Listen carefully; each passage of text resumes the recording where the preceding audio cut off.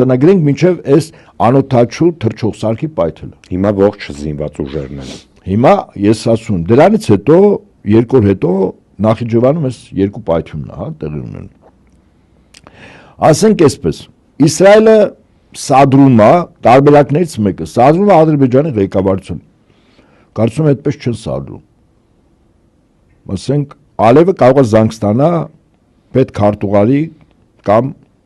պատերազմի նախարարից ԱՄՆ-ի։ Սադրել այդպես է լինում։ Զանգ խիստ տոնայնությամբ ասում եմ, որ քո խաղի տալու ժամանակը անցել է, տղա, Կողմնորոշվի։ Չէ, կողմնորոշվել չէ, դու հրաման ես կատարում։ Իդեպ ես այս տոնայնությունը բառամթերք որ ասում, պատական չեմ ասում։ ԱՄՆ-ը մտել է մի շատ վտանգավոր փուլի մեջ, որ այդ երկրի եւ ներկա վարչակազմի համար ինքը կարող է ճակատագրական լինել։